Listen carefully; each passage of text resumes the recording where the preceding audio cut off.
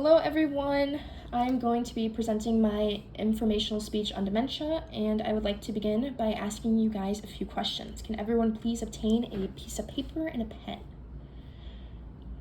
And then I would like you guys to write what time you woke up this morning, the last thing you ate, and then what you were doing September 10th, 2011. And then please hold it up to the camera.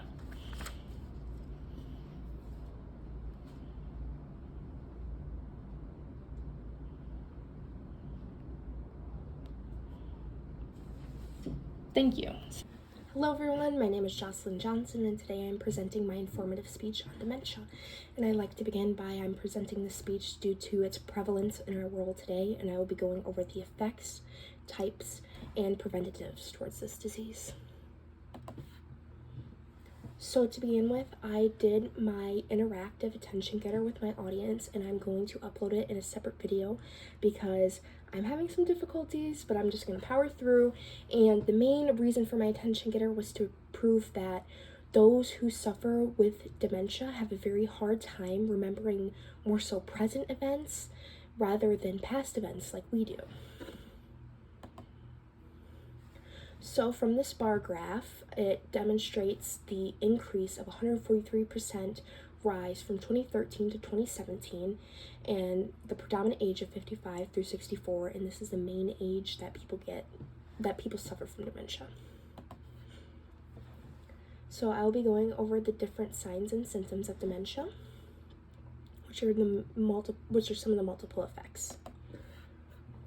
To begin with, those who suffer may have difficulties with communication, whether that's forming thoughts, continuing speech, repeating themselves, and so on, or they may even have difficulties with task completion, whether it's making a phone call, billing, whether it's writing bills, or just checking a checkbook, or more so task-oriented, like just following a recipe.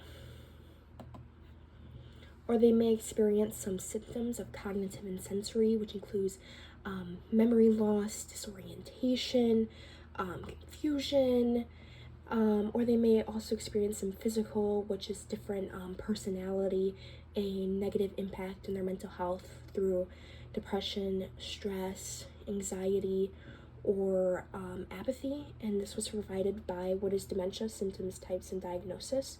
That was published December 8th, 2022.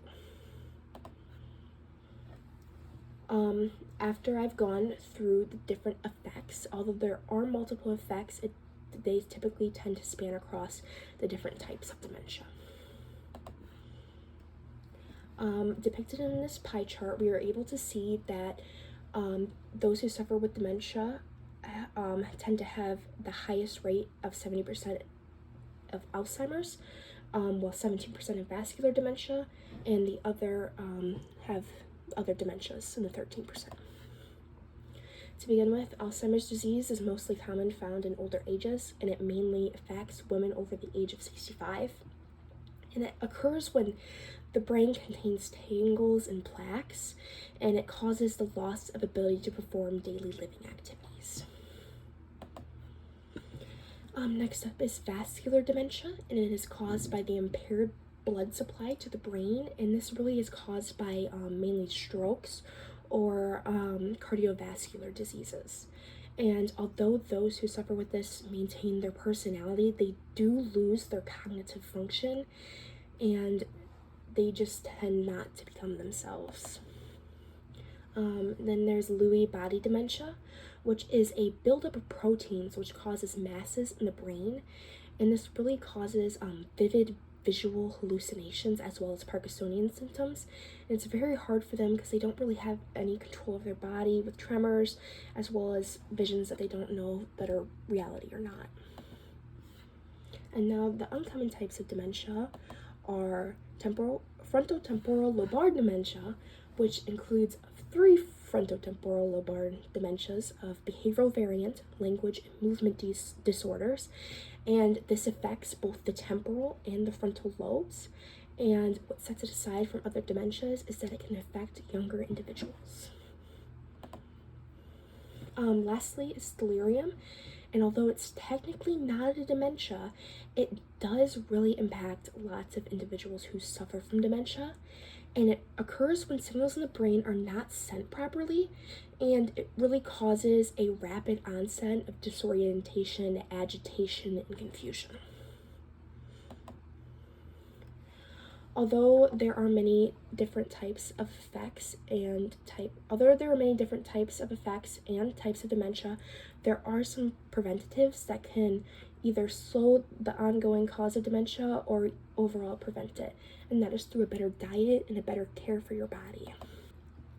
From Diet Do for the Mind, the latest science on what to eat to prevent Alzheimer's and cognitive decline, published in 2017, states that even though the brain is just one of many organs in your body, it uses 20% of the calories you consume. And this really just signifies the importance of a healthy diet on your body and the effects that it can have on your overall health. And it's really important to have not only macro but also micronutrients, as well as antioxidants, B vitamins, and healthy fats such as seafood, nuts, grains, poultry, leafy greens, and vegetables.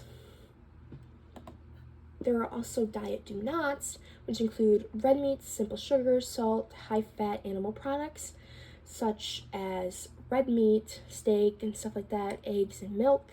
And it's really important not really to try to eat as much as this because it causes cardiovascular diseases, and by overall not eating these, you are able to help prevent even contracting those diseases.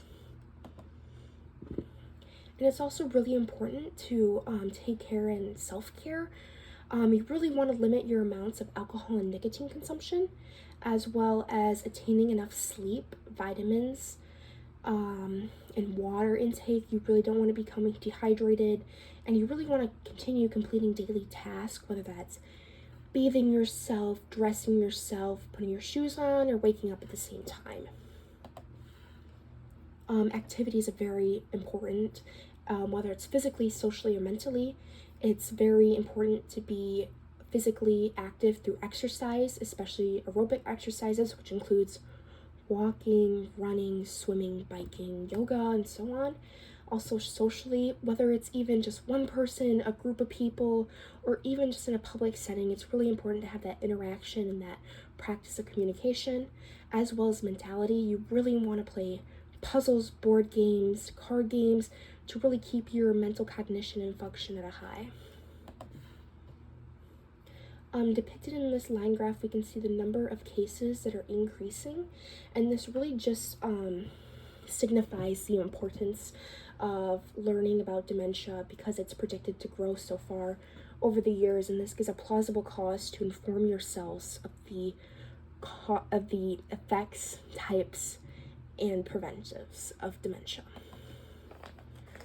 So overall, it is very important to remember the effects of dementia can impair an individual's cognitive state, which can result in worsening living conditions, as well as the disease itself is a broad term which covers a umbrella of different types of dementia, as well as the fact that even though it's not curable, it can be preventable and help your overall living condition.